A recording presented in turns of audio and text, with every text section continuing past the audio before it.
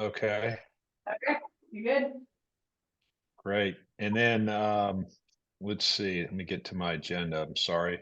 I was fooling with the headphone things, but I got it working. So Okay. thank you. Uh-huh. I'm just looking for the agenda. Is our pledge allegiance, is that our first thing? Uh, Or I well, guess we do a check-in, right? yes. Okay, let's go around and do a check-in, please. Kelly Junior. Eric's down Ken Halliday here. here. Okay, thank you. And now pledge of allegiance. Okay, Yeah, later the flag. yeah, there we go. I pledge allegiance I allegiance pledge to the allegiance flag to the of the flag United of the United States of States America of America and to the and to republic the for which republic it for which it stands, stands, one one nation, nation, under God, under God, indivisible, indivisible, with liberty and justice and for justice all. for all. That's the pattern flag. Okay, thank you. Like I guess everybody had a chance to take a look at the agenda that was circulated. And so now's an opportunity for any adjustment or amendment to that. Otherwise, I'm looking for a motion to approve the agenda. Motion to approve the agenda. Second. All in favor? Aye. Aye. Next item of business is approval of the meeting minutes from our December 6th meeting. Again, that was included in our package. Hopefully everybody's had a chance to take a look at that. Were there any comments or edits to that? Otherwise, I'm looking for a motion to approve the December 6th minutes. Motion to approve. Second. All in favor? Aye. Aye. Aye. Moving along, the declaration of conflicts of interest. Are there any conflicts that anyone needs to declare at this time? Okay. Nope. Okay. Now is an opportunity for public comments. Do we have anybody on the Zoom today? Madison? We do not. Okay. We have Lynn there. Lynn, do you have any comments? I know we have on the agenda later feedback from you under special presentations. No comments? I'm sorry. No, thank you. Hi, Tracy. Great. Okay. So that gets us right into special presentations. We just got started, Tracy, so you haven't missed anything. Item 7, and this is the feedback from Lynn Teach. Those were incredible little I don't know, just views into people, what they're thinking about Minturn. It was really neat to read through that. Thank you for sharing that. Oh, you're welcome. I love doing it. Before I start, I'm just going to read the one on the cover because that was very hard to read if you were on the computer. Yeah. Thanks, Lynn. It's the most unique part of Vail Valley. After you come to the valley on a regular basis, you want to come to a town like Minturn. It has the character that the rest of the valley is losing. If you change the character in Minturn, you will become a me too. Yeah. That was one of the best. That's well said, huh? Yeah. Well, I'm here so that I can respond to you wanting to chat last time, to any thoughts you may have regarding the thoughts and comments that I have given you. The hard copies are more readable than the scanned ones. So if Kenneth is out there, you can pick one up with Madison, Kenneth, if you'd like. Okay. I was actually able to read, I think, even the grayed out ones, with few exceptions. It was pretty, Good. yeah. We'll keep hard copies with Madison, and you can pick one up next time you're in town. If you Okay. want most of them. Thank These you. were collected in guest books that I had at the entrance to my store prior to COVID. As you can see, the heading states, tell us what you love about Minturn. People constantly express what brings them here or why they will be back. And I thought it would be nice to have them in writing. I have been in Minturn 40 years. My business evolved from a service-oriented business to a brick and mortar store. Therefore, things I've also got comments on, have heard comments on, come from other people from other towns, from second homeowners that I've worked with, from residents here in Minturn. I often get people from Breckenridge, Frisco, and Silverthorne. The only negative comment I've ever heard is, why don't you have an ice cream store? Literally, multiple times. That's something we should try to get. And more sun. Come on, Larry. More sun. And more so? Well, actually, I had a lady walk in last week that told me the one thing she loved in Minturn was it had so much sun, so you never know. Yeah. And we have had ice cream here, but we need one that's gonna stay for a while. Many people only dream of living here. We have the opportunity to build upon the history of this town. Historic tourism nowadays is very popular. Look at all the other towns who have gone there without destroying what they have.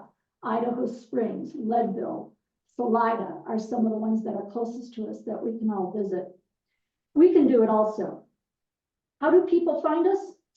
Waiters in the restaurants, concierges in the hotels, apps on their telephones, family and friends driving through to Nova Guides or their travel routes, and they see the town and they turn around and come back the next day.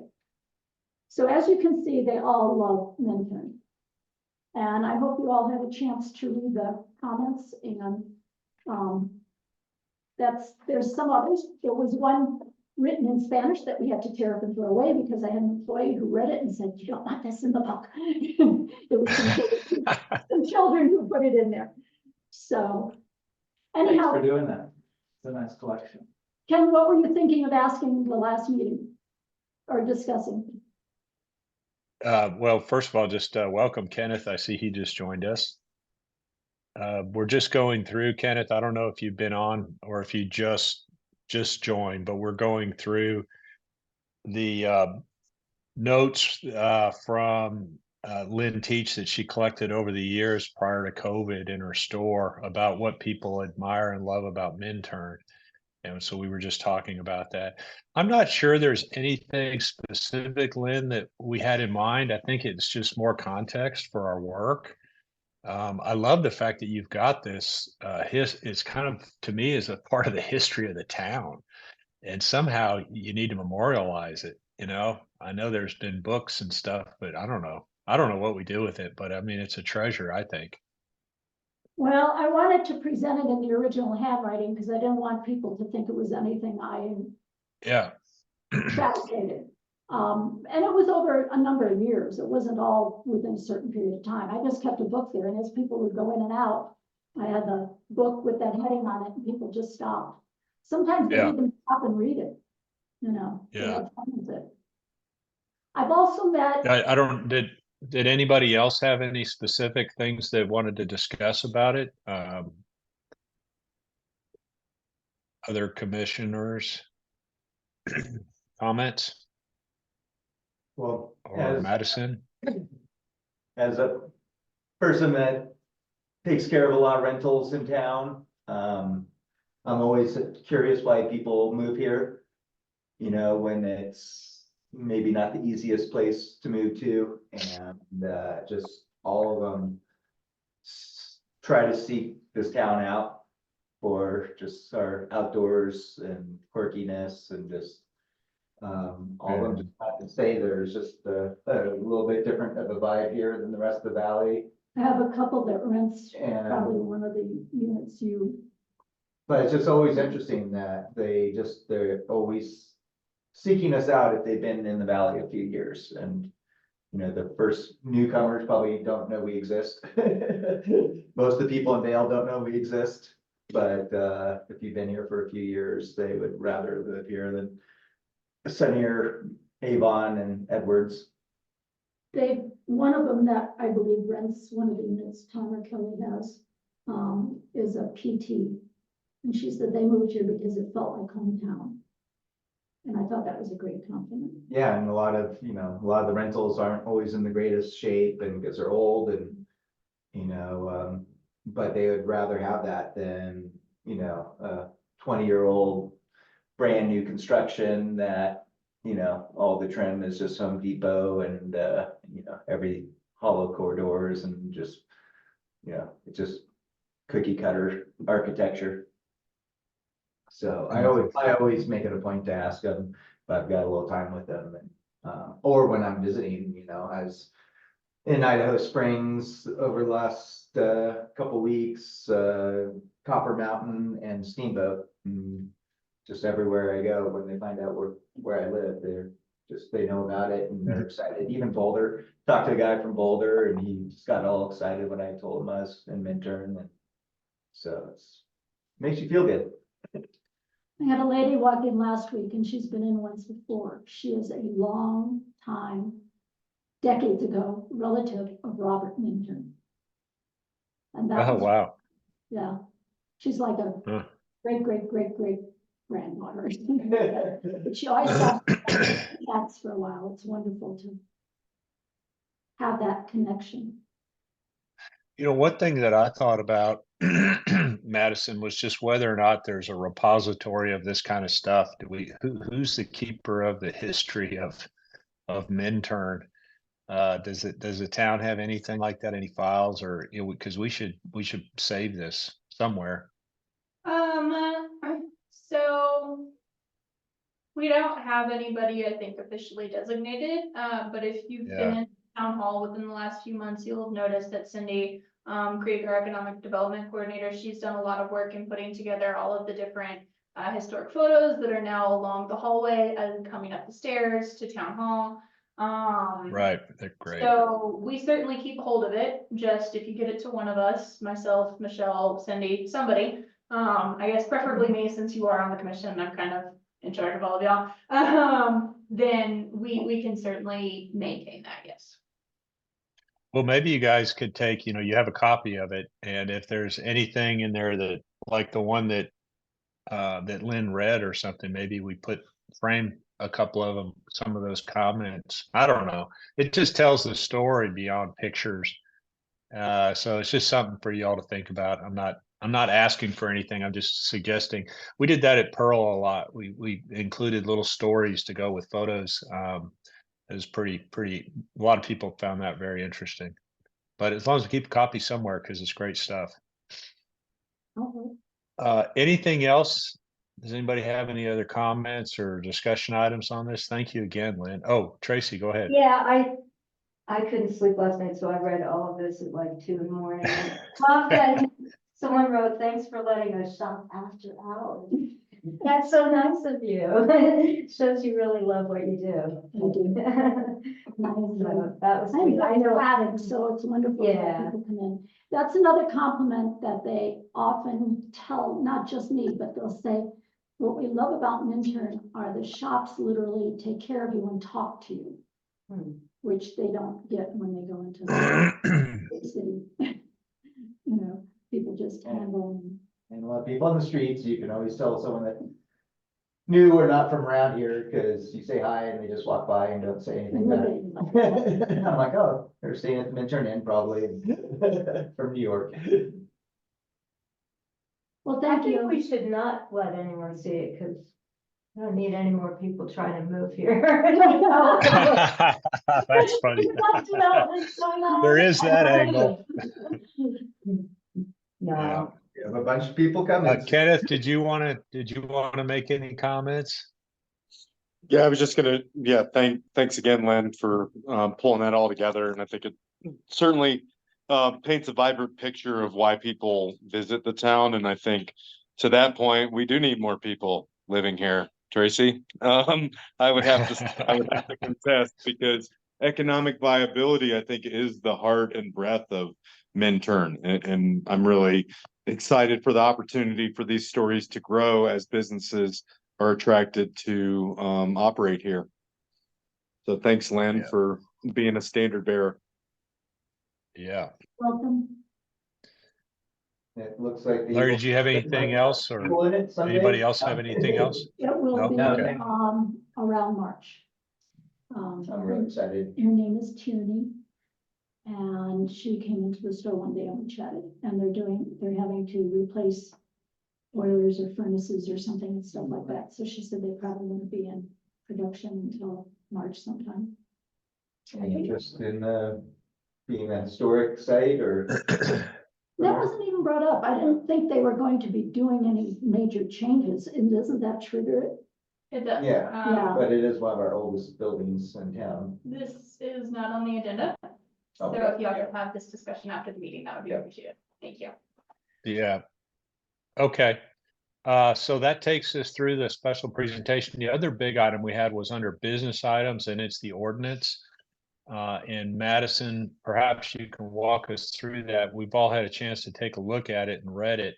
I thought it was really well done, but perhaps you can give us a little bit of an overview and we can get into a discussion about whether we're ready to go to the next step and recommend it to council.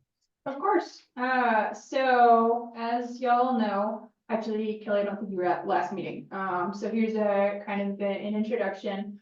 I brought this before y'all last meeting, just amending side setback regulations as kind of an incentive. I got the feedback that we should add both front and rear setbacks, which that has been added. I also changed the language a little bit to, instead of saying the 2021 International Fire Code, I changed that to say the currently adopted fire code, because obviously I don't want to be, or myself or anyone after me doesn't want to be hunting through to make sure that we've updated all of the years in the adopted Okay. general building code, to make sure that everything kind of gels together. So I changed, or I added front setback relief of 3 feet and rear setback relief of 3 feet. Again, kind of copying the same language from side setback, not to allow structures to be less than 6 feet apart. And then also clarifying that there would be no setback relief given to any live stream setback, since that is a riparian area and that's a protected zone within the town, and not willing to mess with that, given how important that is to our waters ecosystem. So I added as I thought I was given direction. If y'all disagree how I took that direction and interpreted, please let me know and I can go back through and change it.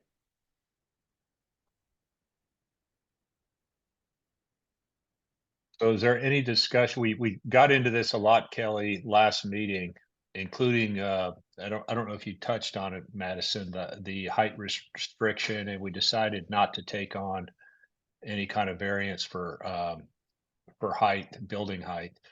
We just went with setbacks. So I did have a We can question get into that about discussion with you. that. Is the height pertaining to the new construction, Any new construction. if it was added? Because I don't think. Yeah, it wouldn't. Is taller than code currently for the old part, so I was guessing it must Right, I be. can't think of any the buildings new in stuff. town. Yeah. And I would agree with keeping, I mean, we worked hard to get the height limits, Mm. so I think that's a pretty. Yeah, I think there's pluses and minuses, but overall, I think overall the sentiment was not to tackle that and just focus on the side and the front and back setbacks. Along with the other language that's included in there, there's a provision, Madison, where the planner, or I'm sorry, I don't have it right in front of me, but that they can write a letter of support, Mhm. which also gives some flexibility. And so even if it's not a side setback or a front or back setback, if there's something that they feel real strongly about it doesn't violate safety or other issues, there could be a letter of support, right? Yes, sir. And then we have the incentives in there.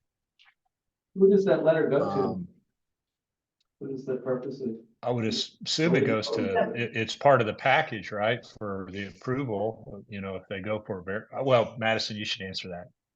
Yes, so guessing. y'all and the planning commission, or really any board, doesn't really get involved in building code. That would be solely for I believe, to my understanding, would be for the building inspector for his review.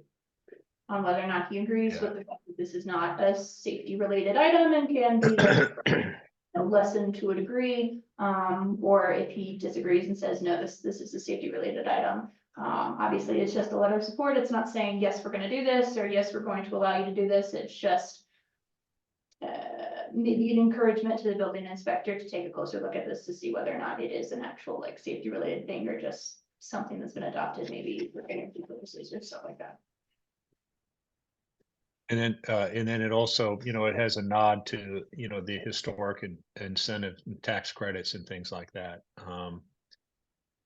So it has some, at least where we would be presenting an amendment that would have some limited substance to it as a benefit to folks that designate their buildings historic. And I don't know, are there any other areas that you guys feel like we need to probe, or where are we on this? Are we ready to send it on to have the staff take it to council, or I don't even know what the next steps are, but I'm assuming that's where we're headed.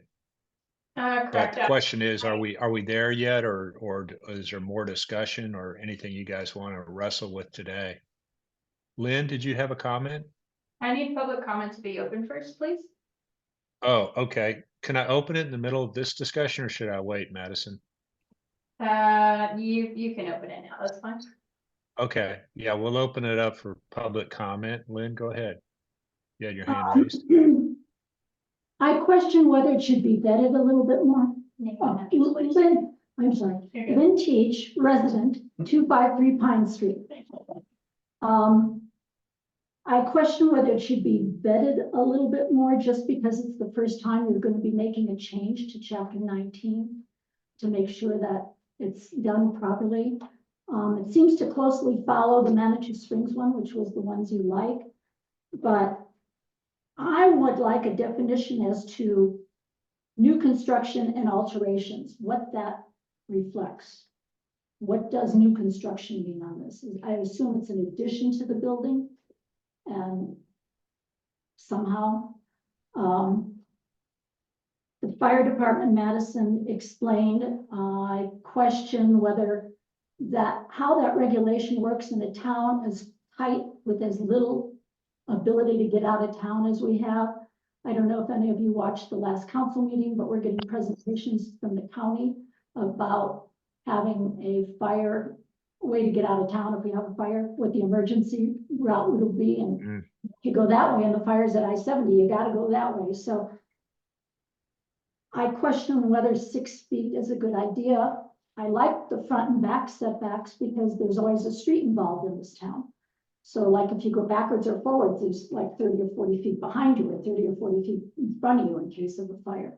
But putting buildings much closer with our drought and our water restrictions and all that worries me.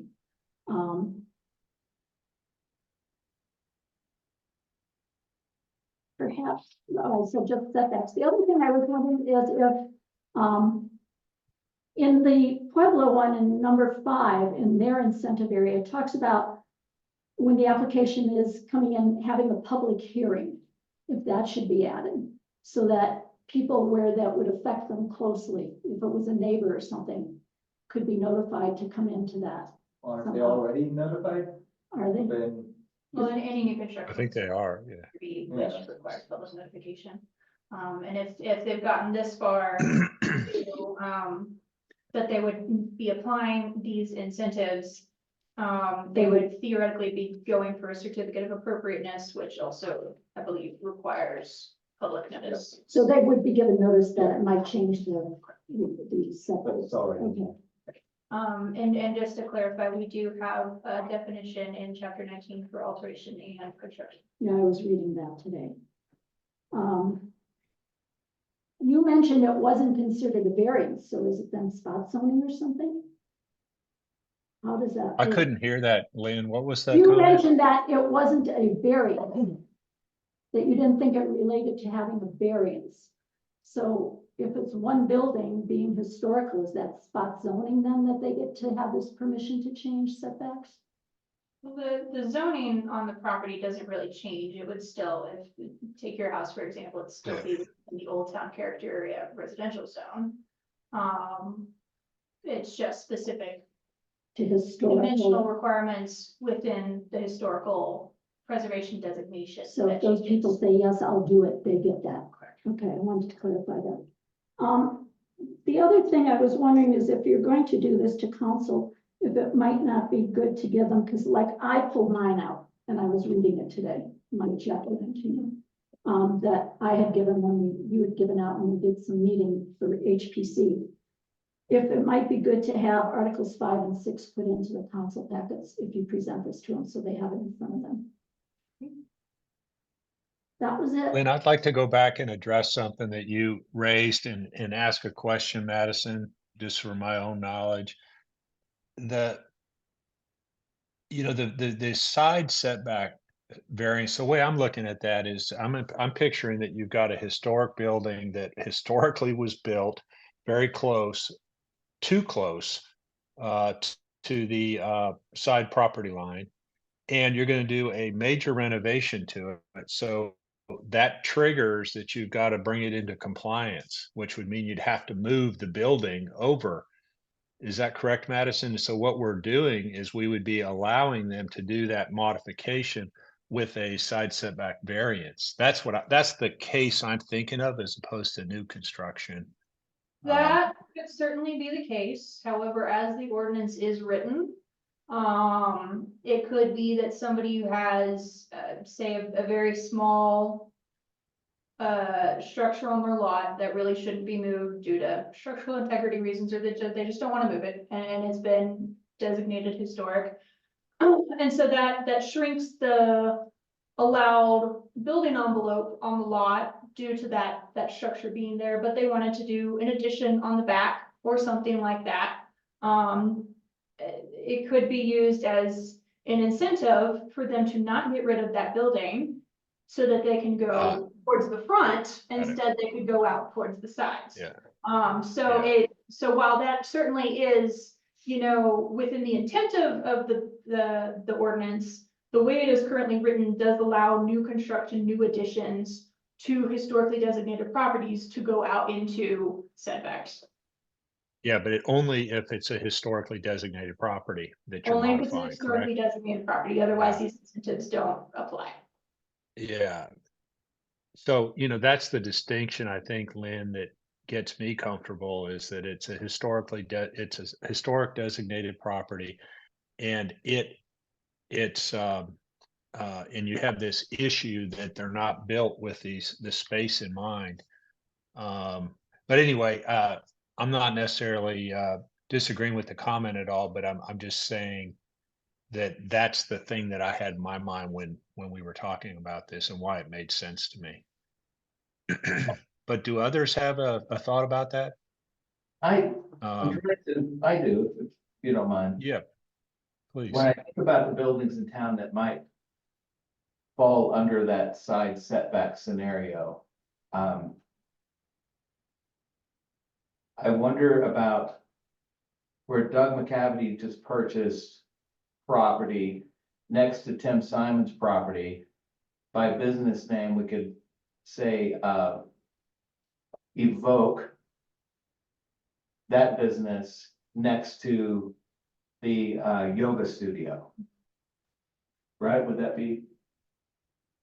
Yes, so Luke is next to you, So and there's like a foot between those buildings. there's like a foot in this building. This yoga studio? Yes. Yeah. So what would be the scenario for someone like Doug or Tim who wanted to make improvements or, make some alterations to either of those buildings? They're both gonna be historic, pretty sure. If somebody nominates it. Even if they weren't historic, would they be able to go in and do the work with the setbacks where they are now? Because they're just so close together, which is kind of normal in most old Colorado's Yeah. downtowns, right? Again, as I've said many times in the past, while our nonconformity section says, up to 50% of valuation otherwise needs to come into compliance, it's very hard to make a building move on a lot. It just is. There's a whole foundation and building permits, and you essentially need to knock down a building. We're not trying to promote that. So But you're bound by those laws, right? we are. I have never been in a position to enforce that when it comes to a building violating setbacks, though, I will be honest. I very rarely have to enforce that section of code. Most people, or most of the projects that I deal with are tear down rebuilds, and the rebuilds are entirely within the setbacks that are given on the lot. Yeah. So I don't know that I have a good answer for you in the fact that I've never had to apply that Right. to make a building move. So yes, theoretically, both of those property owners would be allowed to do maintenance on their property, maintain it. I mean, But possibly not do an addition. right, I mean, just thinking of the constraints on that lot, I don't even know how that would be possible. Given that it's kind of narrow back there, but as an example. Lot, if the lot went, to the end, opposite edge of the road.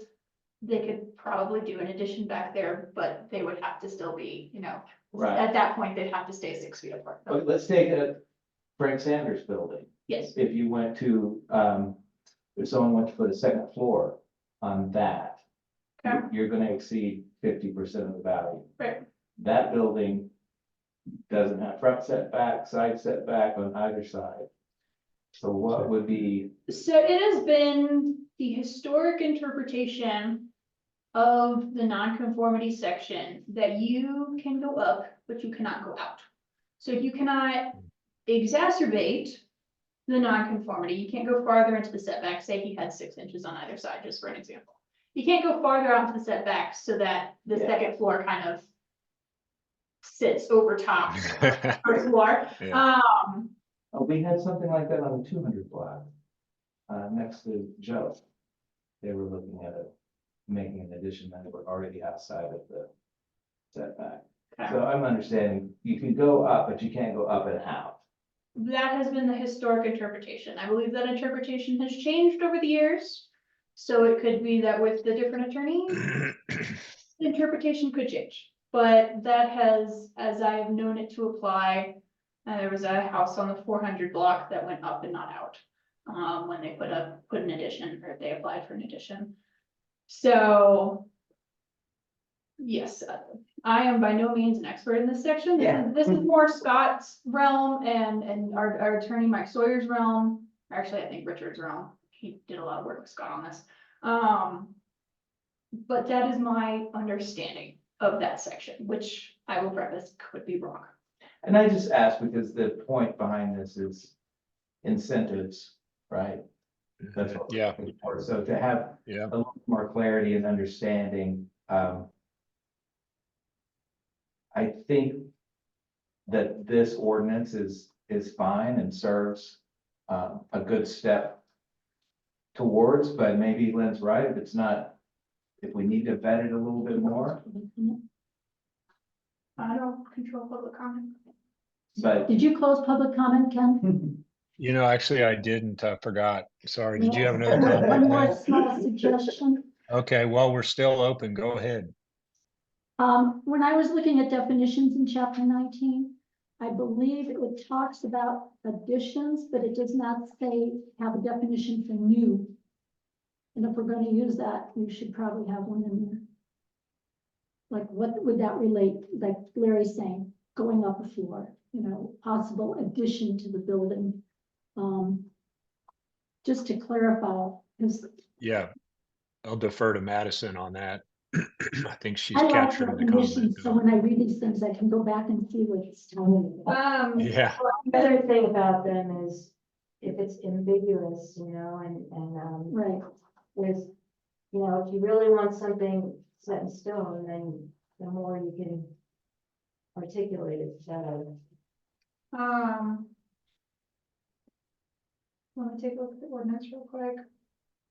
what are you are you wanting to add something to this? Is that what you're? just to the definitions. Oh, I a see. definition of new, I think. But not pertaining to this particular article or this, But I think it should be in there if you're gonna use those words in the article. yeah, I see what you're saying.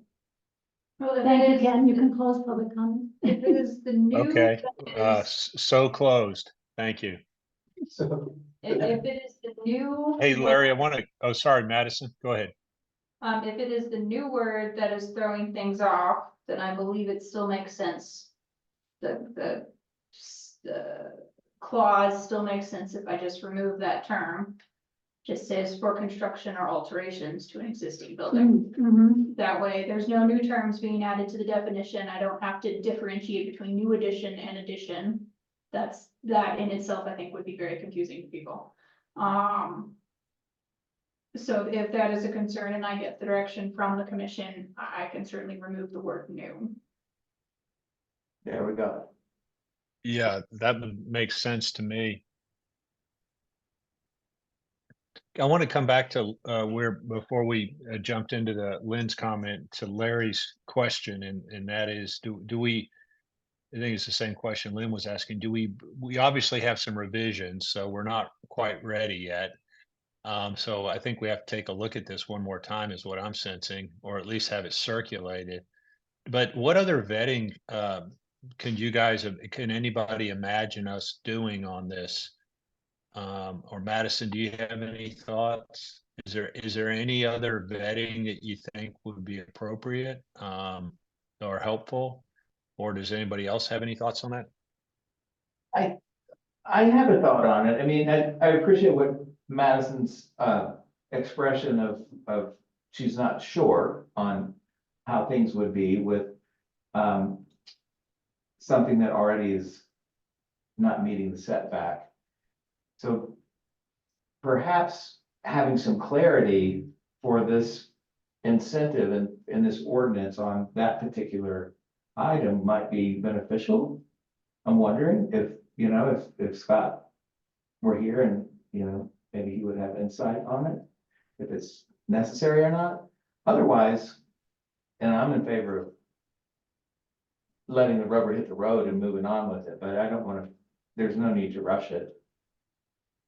What do you think about that, Make sure Madison? the Is there, incentives are there. And, you know, I Yeah. think trying to encourage economic viability and also maintain our character. So if there's someone that wants to come in and invest in a property in Minturn, to make sure that we have good incentives on this historic preservation ordinance that gives them some sense of what they can and can't do. That's my biggest concern. So Madison, what if you took the comment that Larry's, or what Larry's outlining here? Is there a place you can vet that or talk internally? And Of course, Uh, so and- how I have handled ordinances in the past, I don't typically get the town attorney involved until it goes to council. But I can certainly get the planning director, Scott Hunn, given his familiarity with the nonconformity section, and also I can get the town attorney involved to vet this ordinance to make sure it's going to do what it is intended to do. So I can certainly get other people involved internally to vet this ordinance to make sure that we aren't, you know, either opening avenues that we don't want to open, or are being as effective as possible with, you know, the constraints on the commission. Okay. Well, in light of that, I think it's worthwhile, Larry. That's my view. Do others feel like it'd be good to go one more vetting on this?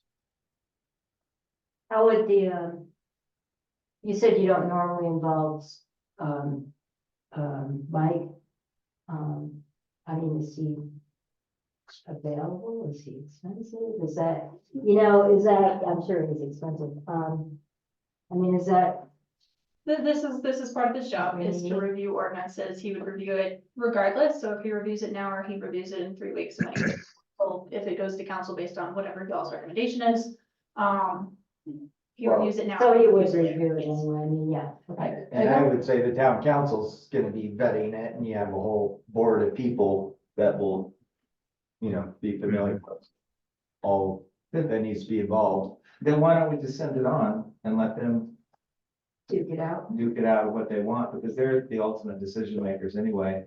And Well, then I think, no, sorry, Larry. I just feel finish. like Sorry. it would be nice to accomplish something here that's of substance, and I feel like this is pretty good. I don't know that making an addition to it will make a difference or not, and the council can make an addition to it if they so choose. Well, I'm kind of, you know, one thing that kind of I was, and I don't know the town codes well enough, the engineering part, but I just remembered when the MICFA people were trying to, you know, saying that they couldn't do anything with the old uptown store and they would have to do a new foundation and do this and that.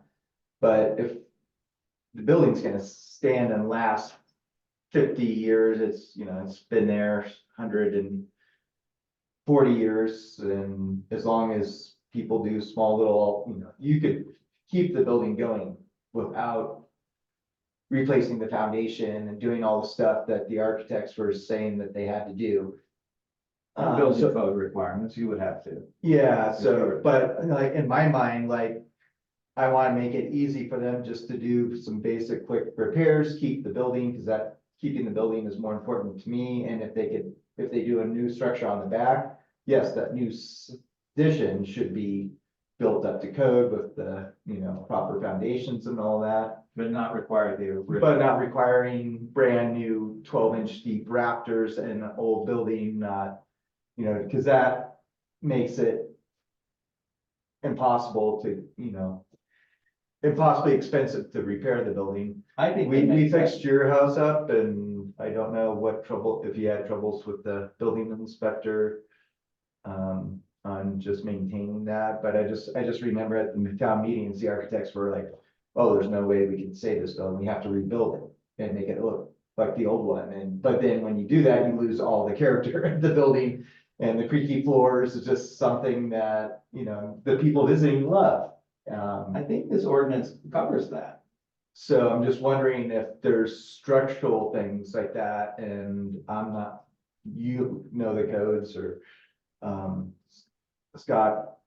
But, I don't want someone else coming in and saying, oh, it's too expensive to save this building.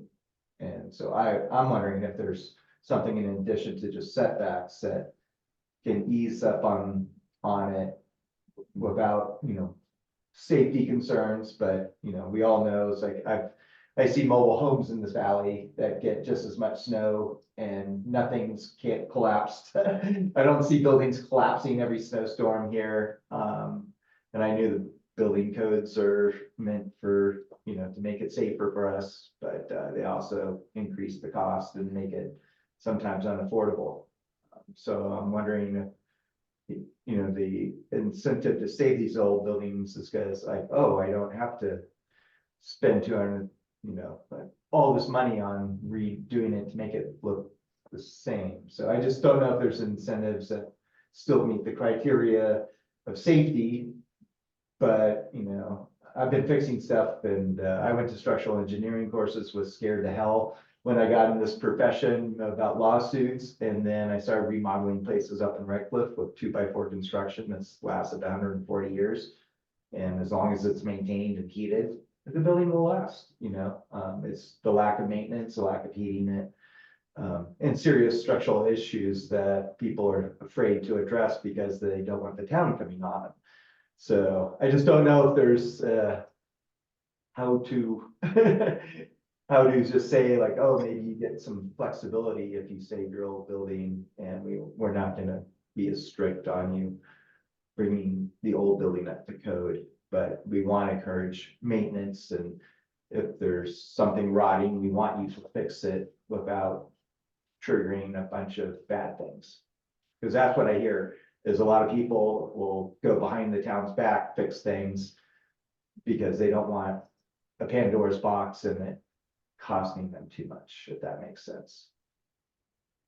Well, I think And I that, don't know how to word that simply. I think the clause in the ordinance that allows an issuance of letter of support by the planning department is supposed to be geared towards that. Okay. However, I would caution blanketly loosening up, the building code requirements, because I understand the intent.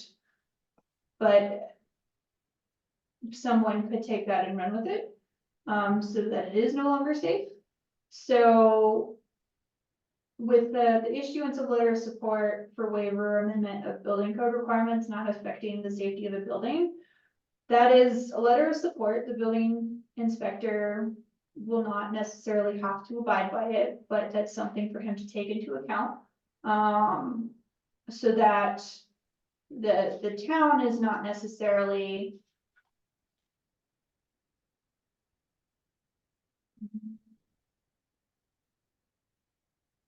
just that.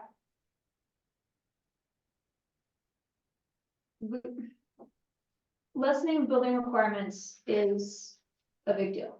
And I understand that you've been doing this for a very long time. And I know that you do great work. But I don't have that guarantee for every builder and general maintenance person or whoever. So I would caution the appropriateness of the blanket lessening and rather address it on a case-by-case basis. Is it something we could have work with the building inspector and they could go through the building and, you know, I just, and if they see a red flag of something that's really scary and, then that can be addressed. I'm just would love, you know, I've seen towns where they've done everything to save buildings, but then their building costs probably aren't what they are here. So, I do understand the modern era and, but it's these buildings, if they are just maintained, they will still last and you don't have to rebuild them from head to toe. Right. It sounds like where we, Buildings are 400 or 500 years old and they're still standing and they might not have a proper foundation and proper this, but. hey, Kelly, it sounds like what I'm hearing is that that's what the letter of support is supposed to be. It's not tied to anything specific. It's just that there's a provision in there that if they didn't want to do the certain rafters because it would destroy the historic integrity, they can pursue a letter of support and try to get that through without technical compliance. That's what I'm hearing you say, Madison, right? And so I think we have a flexible provision there. Are you concerned that doesn't cover what you're talking about? Well, I remember the architects talking about Pope's old bike shop and they're just like, oh, we can't save it. And I'm like, you could have. They didn't have this provision. This provision specifically allows them to say, oh no, we want to save that. We want to pursue a letter of support to do this differently than what the building code requires. And it's going to be safe because of these reasons. And they make their case. And if they get the letter of support, then it goes forward and for further consideration. So I guess what I'm trying to ask, did I say that right, Madison? I believe so. Okay. Yeah, and so What is if there's a process like that in place, the question is, does that satisfy you? Or do you think we need more? Yeah, 'Cause I'm having a hearing resistance to try to do anything blanket, and that I'm hearing support for this type of approach. I have a question pertaining to this. If the letter is given to the building code inspector, and does he have the authority to overlook a building code? The code is the code. Manitou Springs had never implemented this section of their code, so they did not really have much info to give me when I asked them about this, I will be honest. But it sounded like, when I put this in the ordinance, it sounded very much to be one of the things that you're looking for. Okay. Yeah. I just don't want people saying like, oh, this building is unfixable. I mean, agree, we've had a couple bulldozers that were, you know, horrible shape. I mean, you work with And no one tried to save them. You work with building inspectors in this town, do you hear them come and look in there from a point of view of letter of the law, or their point of view of gathering what's there for safety? Meaning, I think we've had a pretty, can they overlook something or not overlook the site? I've seen them. It's okay. I have seen them overlook and there's actually, they take zero responsibility or liability. You can't sue the building inspector for missing anything. I've never heard of that. And I have had a couple of clients specifically ask them, you know, like, can we get away with this? And they have said yes, which kind of surprised me because I was ready to build something the proper way. And then we did get a verbal okay from the building inspector, but we had a amazing rotation of building inspectors over the year, and so it's like right when you get to know someone and have a good rapport, and then and then you have to start it all up again, it's What frustrating. I'm hearing from you is it's not black and white, and there is some Oh, flexibility. there's a lot in their of, judgment. yeah, And if that's the case, Yeah. I feel like that portion of the ordinance covers the needs. Mhm. And quite frankly, I think this ordinance is good to go. But it all depends on, we've had, some crazy, I've had to deal with some guys Yeah, I that get just would relentless on a small detail. Would not let go, even though it made no sense, but it was written down. And that was, wasn't necessary, but costs the homeowner a lot of money to make it work to go. So. If I and- could, I'd like to, excuse So me. it's very flexible, the inspection part, and, but that's the weird part about it, is that we have all these rules and then. Well, we do our job as the HPC, we provide this ordinance to the council that gives some incentive for people to take this, and then it's gonna come down to what the building code is, what the inspector says, what planning and zoning says. Mhm. I think that we're doing our Which job. is also a revolving door, Yeah, so. I feel good about this. I don't see why. Yeah, I do too. The only thing I was gonna say is that as we were talking more, I was thinking that, maybe we should think of this as a process, as this is step one. Let's get these changes in and then live with it for a while. I mean, I think that's how this is supposed to work, right, Madison? And then if we do end up with a building like Frank's and they want to add up on it, then maybe at some point we'll come back with a clarification recommendation for a further amendment. But I think if we go with too much detail and too much what ifs, that we'll lose the thrust of what we're trying to do, which is get the initial phase one incentives in place while we continue to learn, with always the opportunity to do more later. That's what I was thinking when we were all talking. So Okay. that's kind of where I'm landing on this. I'd be in favor in light of that, going forward with this, Madison, unless you tell us that there's some real gold to be dug. But I didn't get that sense from you, on this issue. I kind of get the sense that it's probably going to be a inconclusive, complicated issue to try to address in this first ordinance group of Well, changes.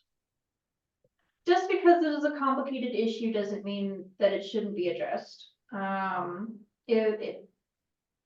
more we talk about it, because obviously when I'm putting this ordinance together, when I was amending it in between last meeting and this meeting, I don't necessarily exist in a vacuum, but the things that I say in my head obviously make sense to me. And of course, it is only once you start talking about people that, things are opened up to any weaknesses or inconsistencies or just general, questions.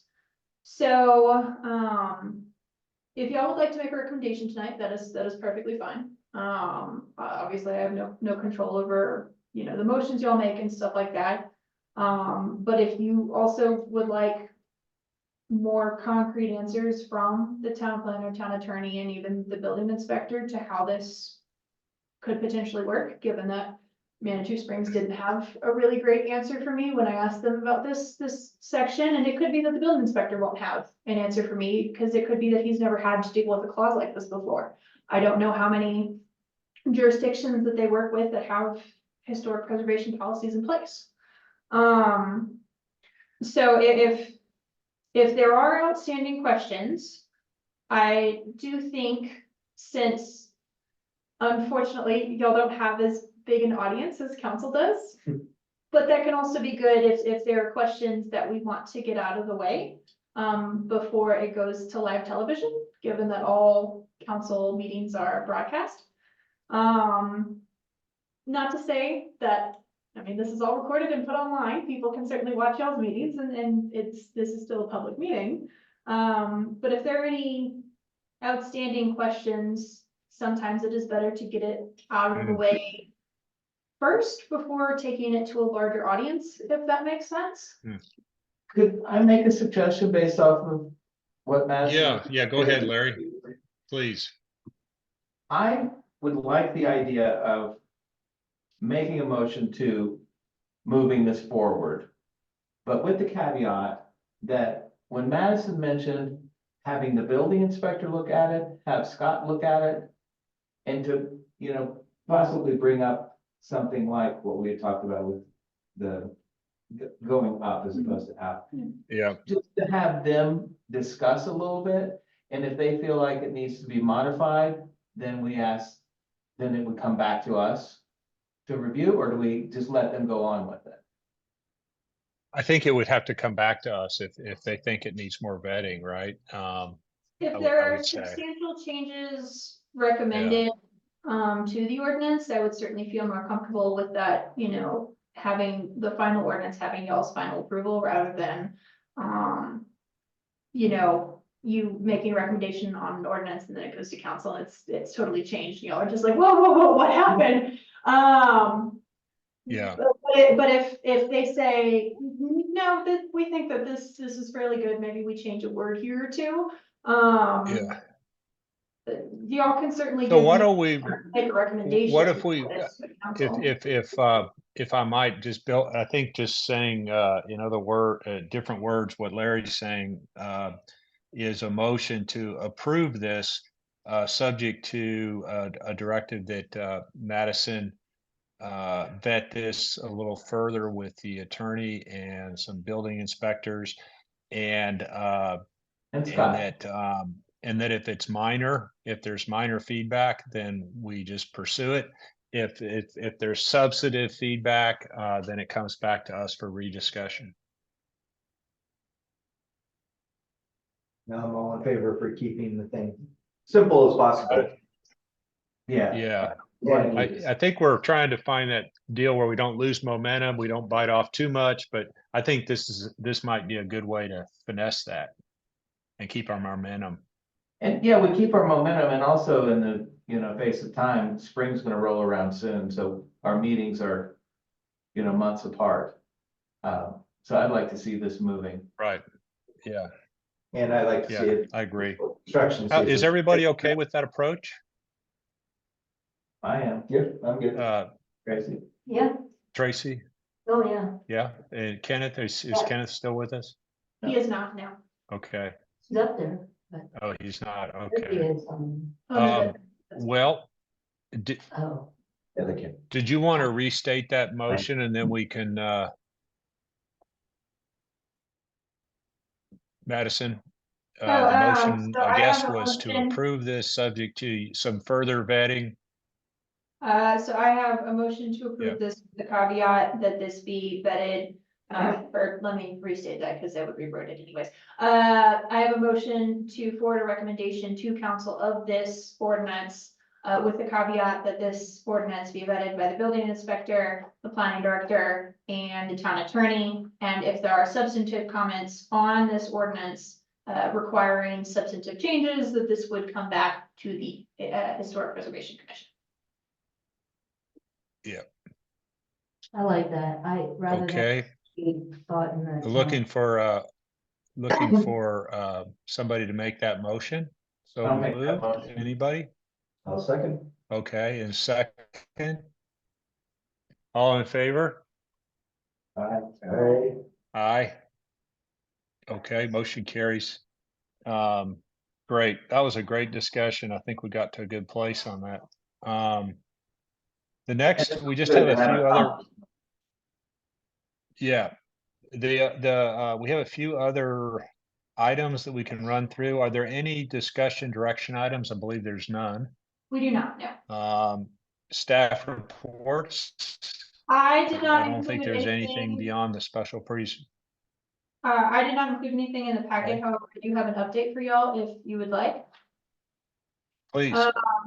So today was the deadline to submit for $25,000 grant through History Colorado for a survey of town. So that grant has been submitted. We should hear back by March 1st whether or not we've been awarded the grant.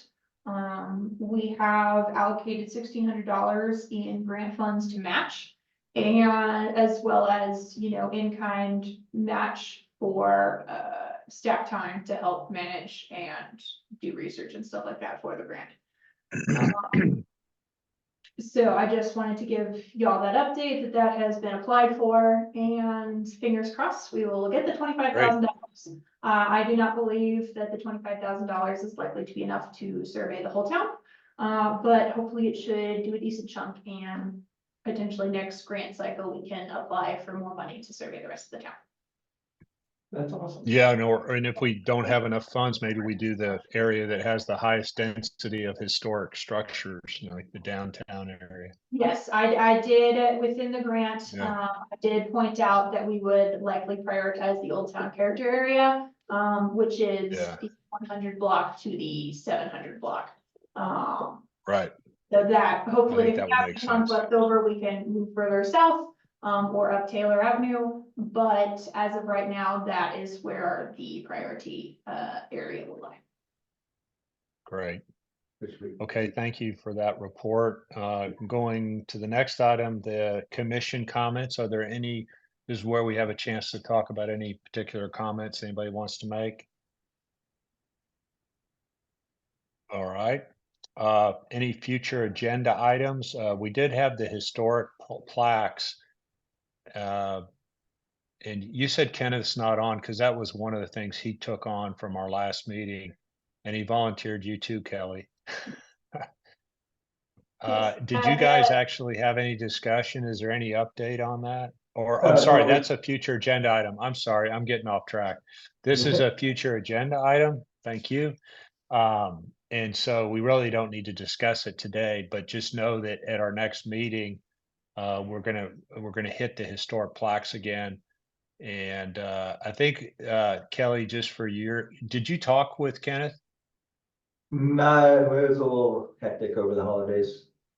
Okay, all right. Well, But in any event, it's right where it was last time. And I think the only comment at the last meeting was Kenneth was saying that he was going to get with you and that you guys would come back with actually a specific proposal. And so we'll be looking to hear that at our next meeting, whatever y'all are come up with. Yeah. According to his volunteering of you. Yes. I'm fine with that. Okay. If you'll have any documents, research, whatever, to include in the packet, if you could get that to me no later than February 14th, that would be appreciated. And if you haven't heard from Kenneth, he actually took this on at the last meeting, but if you could ping him, Kelly, just if you haven't heard from him, since he's not on this call right now. Any other future agenda items? Okay, I actually think that concludes our business tonight. Good meeting. I'm looking for a motion to adjourn. So motion.